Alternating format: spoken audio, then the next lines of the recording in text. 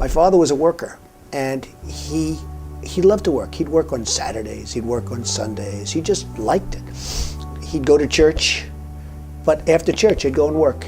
He just loved it, and I think more than anything else, not because of what he taught me lots of different things, but I watched him be a happy man and work until he was like literally 93. He was 93 years old when he died. So I have a lot of friends, they take vacations for 6 weeks and 8 weeks and 3 months, and they're never happy. So I watched my father, so I like to work. And you have some kids that aren't so smart that work very hard that do very well. I mean, I've seen it many times. You know, I was blessed to have smart children. They did well in school, they got good marks, they didn't have problems. But a lot of that was early upbringing. I'd always say to them, no drugs, no alcohol, no cigarettes. I'd drive them crazy. I'd say every time they'd leave, no drugs, no alcohol, no cigarettes. Repeat after me. But I'd drum it into their heads. And you know, you have to get through those artificial barriers. I call them artificial barriers because you can do something about it until it's too late. Once it's in your system, it's very hard to stop. Like, I don't drink, and it's very easy for me not to drink. I tell people, what are you drinking for? What are you drinking for? I had a brother, Fred, who was sadly an alcoholic, a serious alcoholic. He was much older. He was 10 years older than me, 11 years older than me, and he was as good-looking a guy as you've ever seen. He had everything going, the best personality. I have like a bad personality compared to Fred, but he started drinking, and he also smoked a lot. I think it started in college, frankly, but it got progressively worse. And he was really unable to stop, and he'd always tell me, don't you ever drink, and don't you ever smoke. He'd add the smoke in it because he smoked and he drank. And it hugely affected his health and hugely affected even his look. So I never drank. I mean, I really, when you talk about my father, I learned a lot from my father, but I learned a lot from my brother Fred. And he set an example. It wasn't maybe the example that people would think, but it really was in its own way an example. I've spent my entire life in business looking at the untapped potential in projects and in people all over the world. And I didn't like seeing that. Spectacular people, sometimes underappreciated, unfortunately, but we appreciate them. We know what they go through. People I know that are really tough and really smart, and right now that's what we need. We need toughness. We need this, we need the brain power, and we need toughness. That's a tremendously powerful weapon if they knew how to use it. They really do have a tremendously powerful weapon, but they don't use it, and they don't use it properly. They are terrible negotiators. I think right now what people want is they want competence. They're tired of other things. That's very important to people now. We must always remember that we share one home and one glorious destiny. Whether we are brown, black, or white, and we are all made by the same Almighty God. I say it is time for us to come together as one united people. As long as you have pride in your beliefs, courage in your convictions, and faith in your God, then you will not fail. You're gonna go out, you're gonna do whatever you're gonna do. Some are gonna make a lot of money. Some are gonna be even happier doing other things. No dream is too big, no challenge is too great. Nothing we want for our future is beyond our reach. You will build a future where we have the courage to chase our dreams no matter what the cynics and the doubters have to say. You will have the confidence to speak the hopes in your hearts and to express the love that stirs your souls. No one is ever going to stop you from practicing your faith or from preaching what's in your heart. In your hearts are inscribed the values of service, sacrifice, and devotion. Now you must go forth into the world and turn your hopes and dreams into action.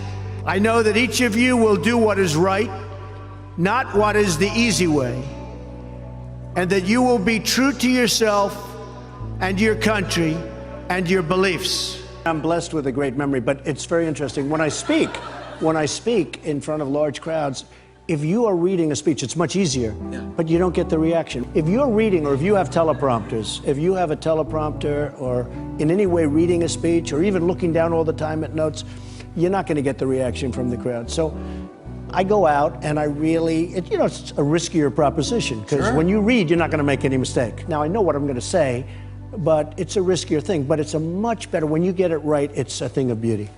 If I give you one message to hold in your hearts today, it's this: never, ever give up. There'll be times in your life you'll want to quit, you'll want to go home. I've seen so many brilliant people. They gave up in life.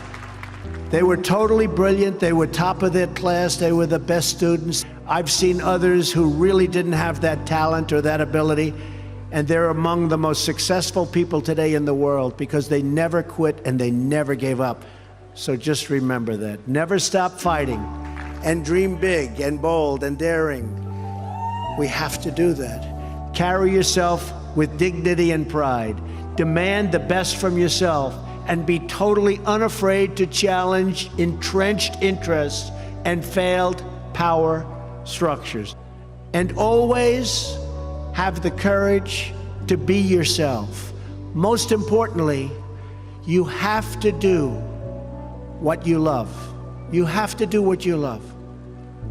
I've seen so many people, they're forced through lots of reasons to go down a path that leads them to something that they don't love, that they don't enjoy. You have to do what you love, or you most likely won't be very successful at it. You do what you do. I mean, it is what it is.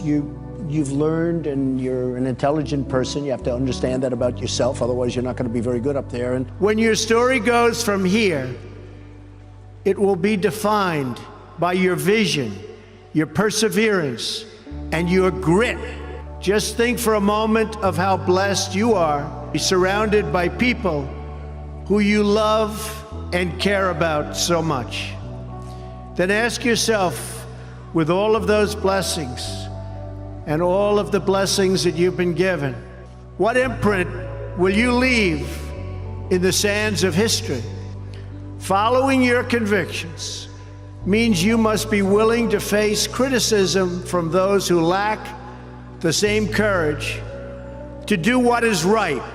A small group of failed voices who think they know everything and understand everyone want to tell everybody else how to live and what to do and how to think.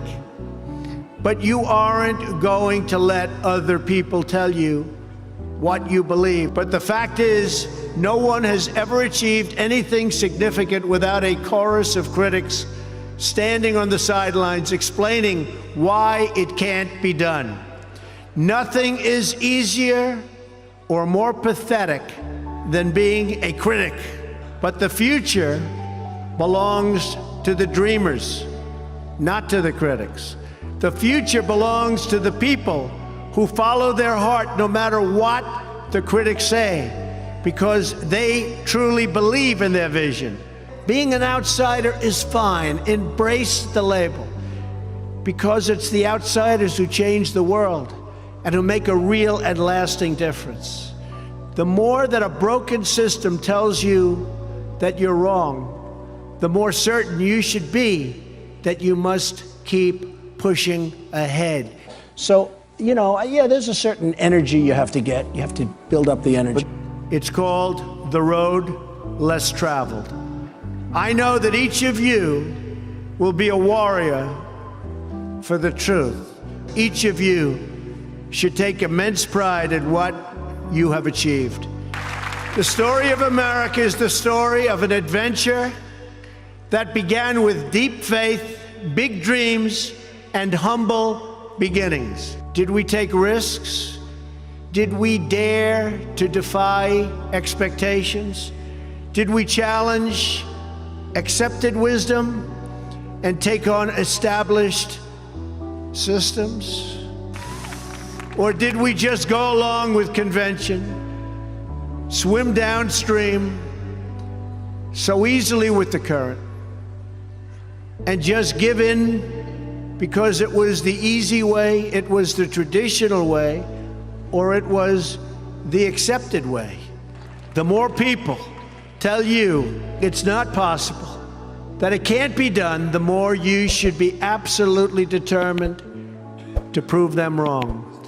Treat the word impossible as nothing more than motivation.